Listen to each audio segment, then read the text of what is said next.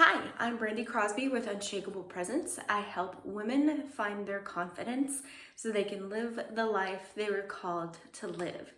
In today's episode, we're going to be talking about what happens when you are squeezed. Okay, so thinking about whenever a sponge is squeezed, whatever's in that sponge will squeeze out, right? So for us, what happens when we are squeezed? And especially women, we are a little raw when it comes to what comes out, right? Like sometimes there's no filters. We have an emotion spectrum that is very sensitive, right? So what happens when you are squeezed? There's three things that tend to happen, and these things I would say are below the line, okay? And one of them is whenever we're squeezed with something, we may blame someone else, okay? And we see that a lot. We see that a lot in the media. We see that like whenever you think about a household and the adults are fighting or somebody's upset with something, like it's this person's fault, right? Or even at work, you could probably think of a situation where this customer made my day really bad, or my boss this, or my coworker this, right? And that reaction when we're squeezed, when that pressure's put on, we want to blame someone, okay? That's one of the things that could come out of us. Another thing is shame. Okay, shame, the feeling of unworthiness. When we are squeezed, oh, well, we may not be good at that anyway, or oh, I didn't do that good enough, or I didn't try hard enough, or oh, I'm not worthy, right? And so sometimes whenever we're squeezed, sometimes like, hey, will you run this meeting? Hey, will you do this, lead this bake sale? Will you be in charge of VBS? Will you do this thing? It's like, well, I remember this one time where I really messed up in public and I just don't want to do that again. And it was embarrassing and it was very shameful. So I'm not going to do. That's another way that we can respond whenever we are squeezed. The third way here is guilt. Okay, so whenever we are squeezed, I could think about as a parent, whenever I'm squeezed, I'm like, I work all the time, and so yes, you can have that toy, right? It's because I feel guilty, so yes. And we see a lot of this today in parenting.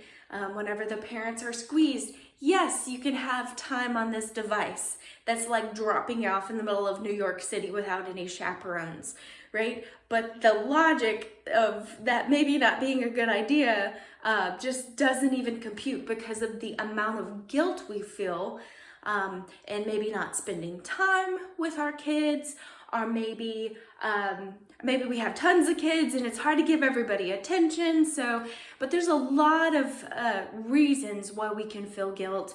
But generally our actions because of the guilt maybe don't serve us or really serve other people, okay? So these are three things that can happen whenever we are squeezed.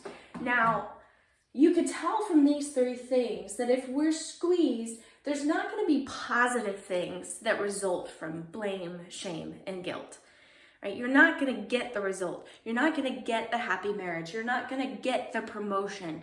You're not going to build friendships. You're not going to build a loving bond of connection, right? It's going to be built off of something else.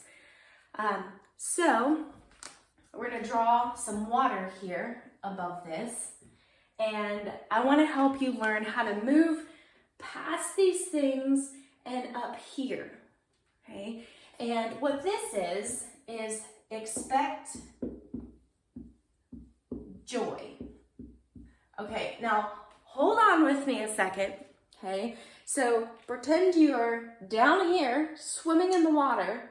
For you to get squeezed, you are squeezing out these things, but if you go up here, you've got to pass through this to go up and out, okay? And that's what we want. We want to go up.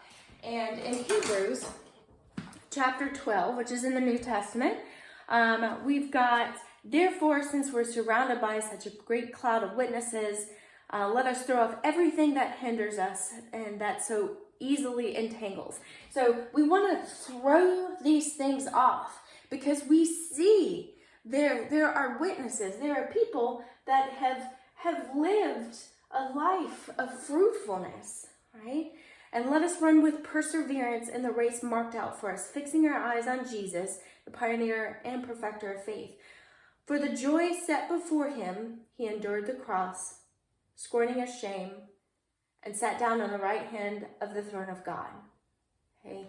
And so, I don't know if you heard that. For the joy set before him, he expected joy.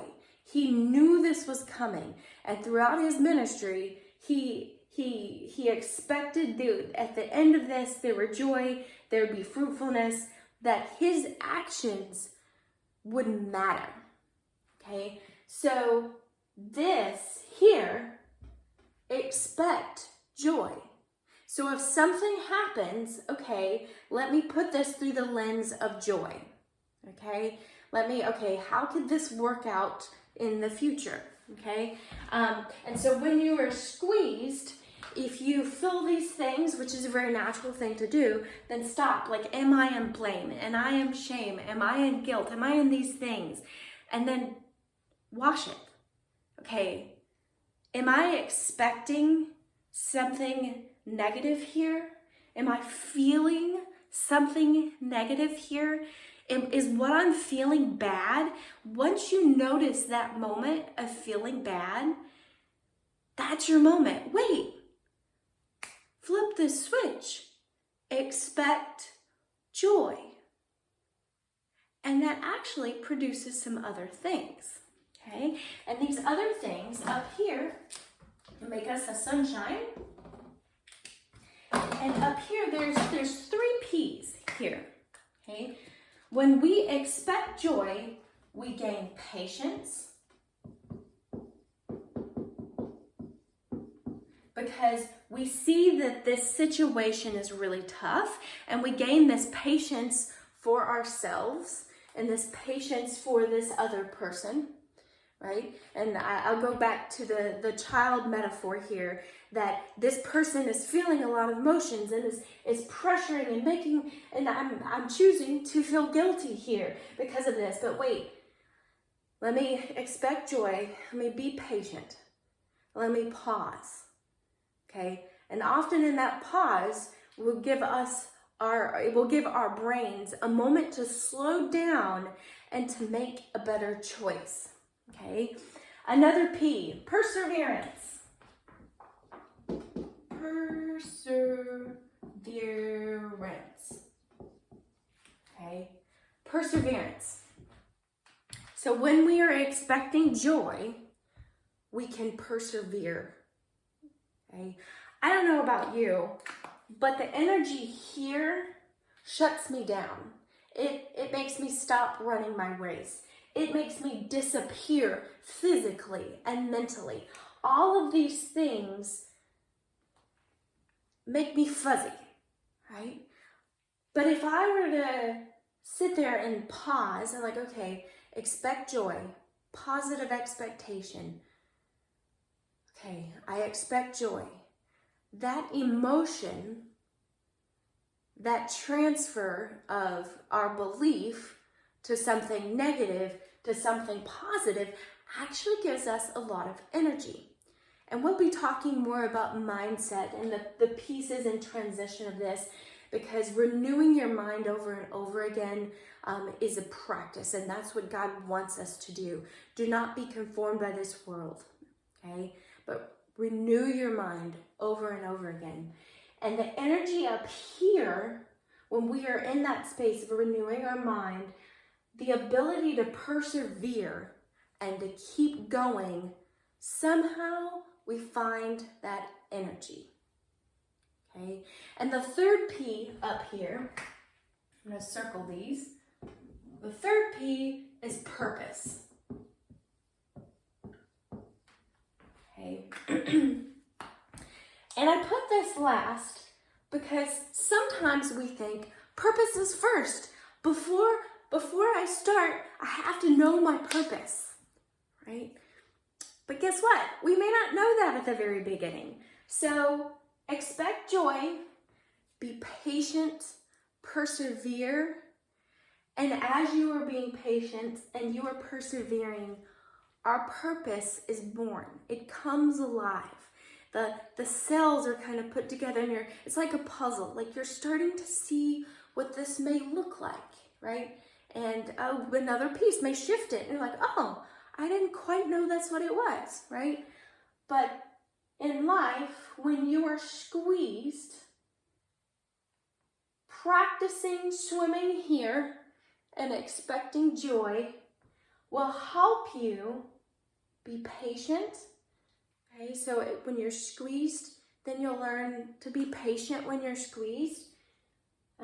Expecting joy will help you to persevere when you're squeezed. So when something's really hard, you're like, I expect things to work out.